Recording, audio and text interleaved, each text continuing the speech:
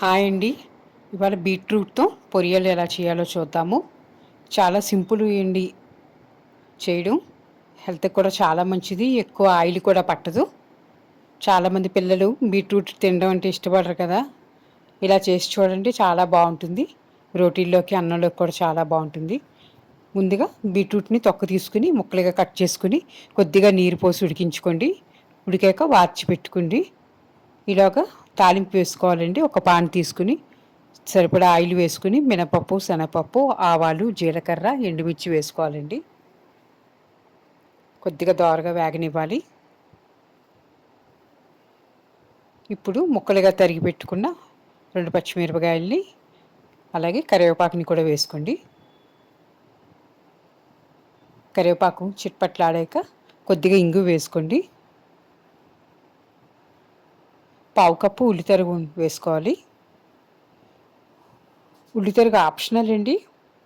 ఉల్లిపాయలు వాడకుండా కూడా చేయొచ్చు, అలా కూడా చాలా బాగుంటుంది. ఉల్లిపాయలు కొంత బ్రౌన్ టర్న్ అయ్యాక సాల్ట్ వేసుకోండి. మూత పెట్టి కొంచెంసేపు మగ్గనివ్వండి. చూసారా, మగ్గింది కదా. ఇప్పుడు ముందుగా ఉడకబెట్టి ఉంచుకున్న బీట్రూట్ ముక్కలు వేసుకోవాలి. నేనైతే కొంచెం పెద్ద ముక్కలే కోసానండి. ఇంకా చాలా చిన్న ముక్కలు కోసుకున్నా కూడా చాలా బాగుంటుంది. మూత పెట్టి కాసేపు మగ్గనివ్వండి. మగ్గాక దించే ముందు కొబ్బరి తురుము వేసి బాగా కరిగి పెట్టాలి.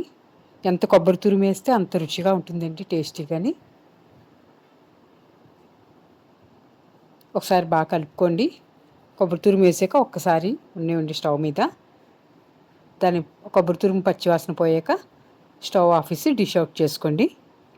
మీకు ఇష్టమైతే నిమ్మరసం కూడా వేసుకుని తినొచ్చు, చాలా బాగుంటుంది. ఉత్తినే తిన్నా కూడా చాలా బాగుంటుంది.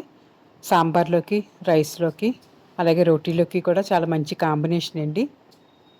ఇలా కూడా ఈసారి చేసి చూడండి, చాలా బాగుంటుంది. ఈ బీట్రూట్ పొరియల్ని అందరూ ఎంత ఇష్టపడతారు. నేనైతే రెగ్యులర్గా చేస్తూ ఉంటాను. బీట్రూట్తోని పచ్చడి కూడా చేస్తుంటాను. ఇడ్లీలోకి, చపాతీలోకి పచ్చడి కూడా చేస్తాను నేను. దోశల్లోకి ఈసారి చేసి చూపిస్తాను. ఈవేళ అయితే ఈ బీట్రూట్ పొరియలు కనుక మీకు చేసి చూడండి, నచ్చితే తప్పకుండా నా ఛానల్ని సబ్స్క్రైబ్ చేసుకోండి. Thank you.